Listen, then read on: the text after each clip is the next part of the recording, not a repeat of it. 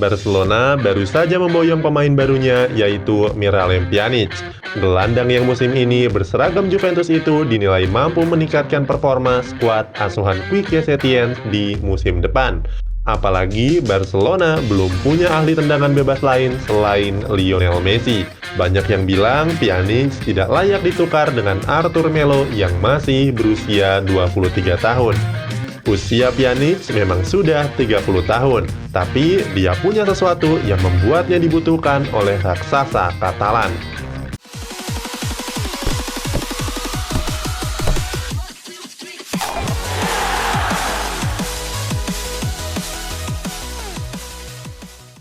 Secara mengejutkan, Barcelona mendatangkan pemain baru yang usianya sudah kepala tiga.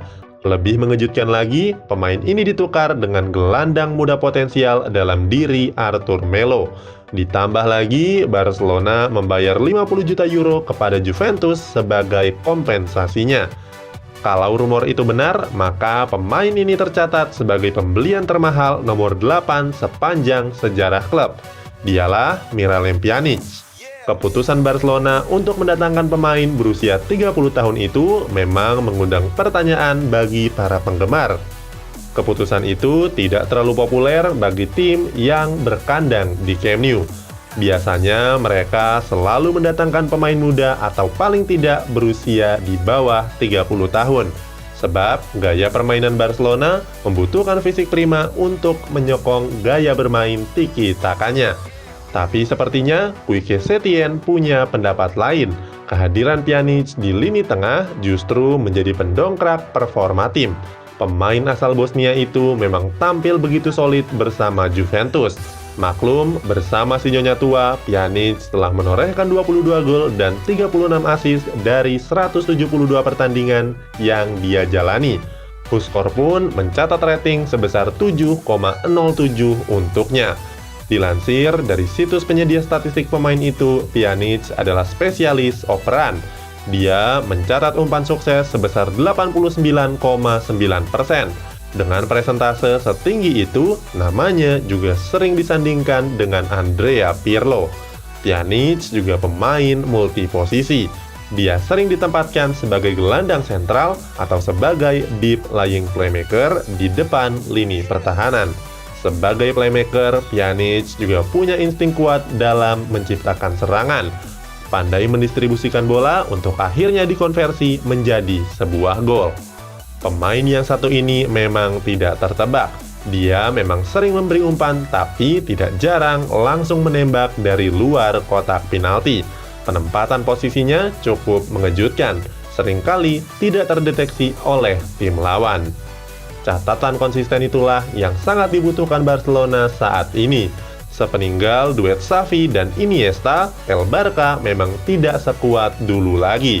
Kedatangan Pjanic dengan umpan-umpan matangnya diharapkan menjadi solusi di lini tengah Barcelona.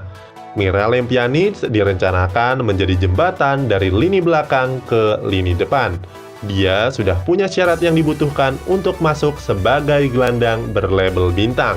Mulai dari teknik, visi bermain, akurasi tembakan, kreativitas, hingga mengatur tempo permainan, semua sama bagusnya.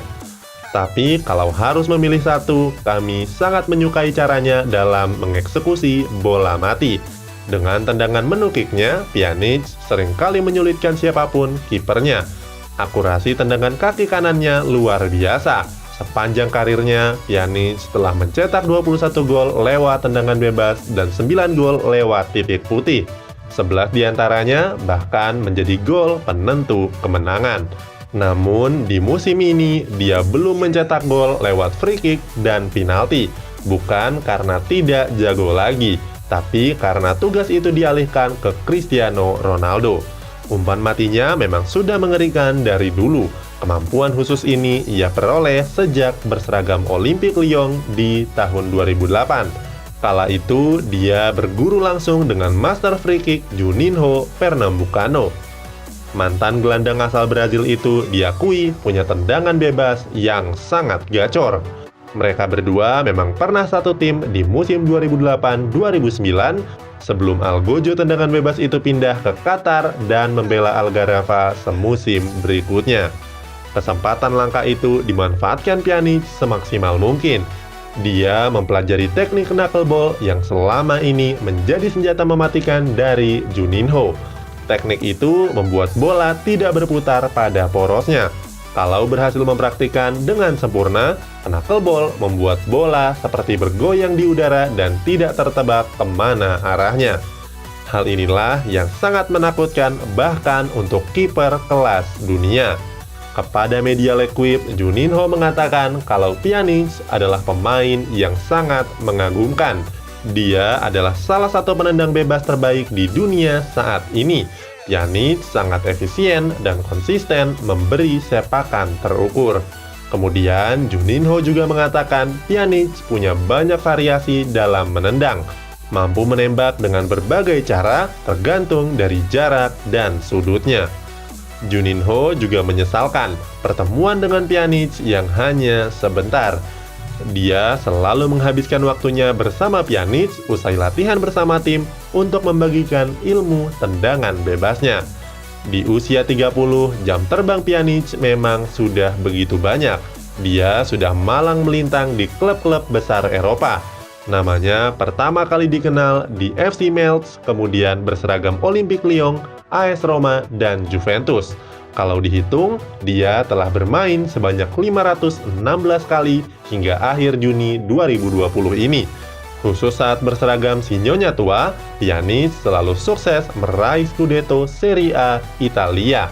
Ada kemungkinan tahun ini juga sama.